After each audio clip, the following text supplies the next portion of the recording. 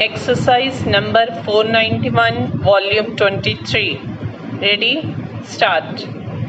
Sir, I know for some time past how this government is functioning. Take for instance the Commerce and Industry Ministry. Since the last 1 decade, this ministry has faced many changes. It has been changed, reorganized many times, sometimes inflated and sometimes deflated to suit the particular individuals who occupy the place of power.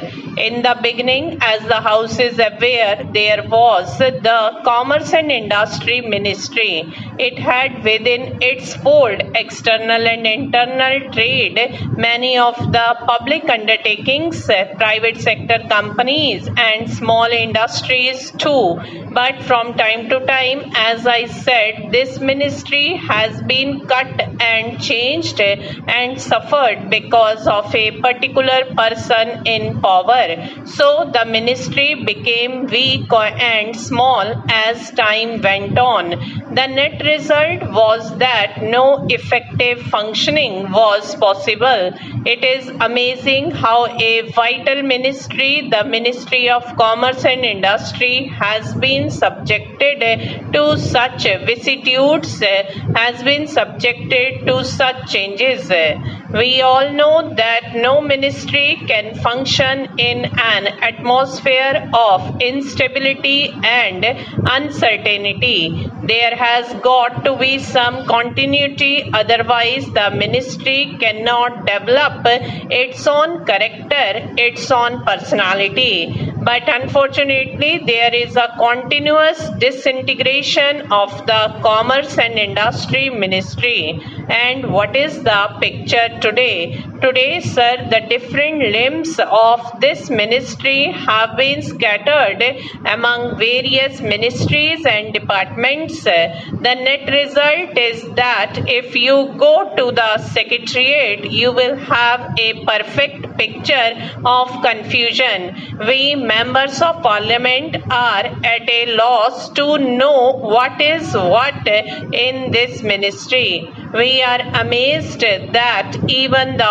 officers functioning in the various sectors have no sense of responsibility because they themselves do not know their powers and responsibilities. The picture is very confusing. As a consequence of this confusion, which is increasing, the work has suffered, efficiency has suffered, and the importance of the ministry has considerably gone down.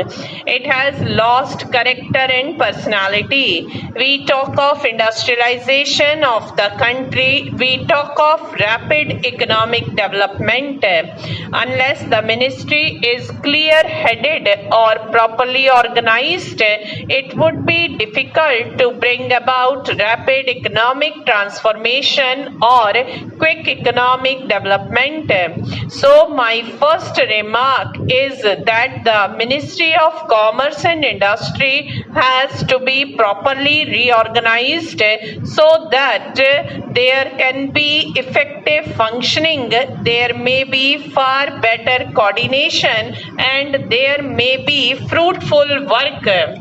Take for instance the huge number of complaints about licensing. We do not know what is the policy of licensing. In certain sectors there has been over licensing, in certain others there is not much of licensing. Also we see that the licenses which have been granted have not been properly utilized, partly because the government has not been able to remove some of the official bottlenecks.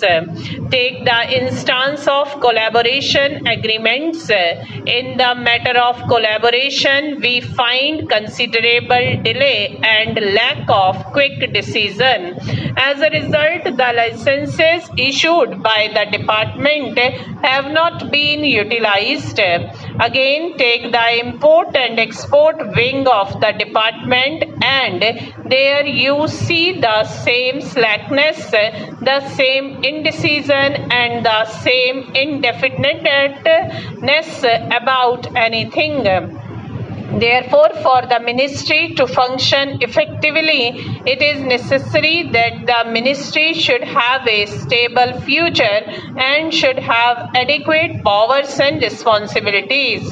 No modern country in the world can cut or slash portfolios or ministries without rational basis, but unfortunately here, and particularly in this ministry, slashing or cutting has been going on without heed being paid to the needs of development and to the needs of efficiency. I am afraid if this process were to continue, it would be difficult to create the climate and confidence which are so necessary for running industries in this country.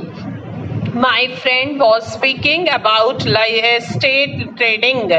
On this question, I feel that no precise policy decision has been made by the government so far. I say this because any policy decision should be preceded by a lot of thinking, and it has to be done preferably at the budget time or before that. Now, a decision has been taken by the government that instead of one state trading corporation, there should be two. The reason given is that there is enormous increase in the work and range of activity, and therefore another corporation is necessary, and there should be more allotment of grant for that purpose. I should like to know what are the important sectors of trade which will come under state trading in the future, and if there had been planning or a policy, certainly there should be perspective for the next 10 or 15 years as to how state trading will develop. But by looking at the history of state trading, I feel that no attempt has been made to systematize the work, and no planning is there, and the country does not know what would be the extent of state trading and what would be the schedule of commodities which the state trading is now going to take up. Stop.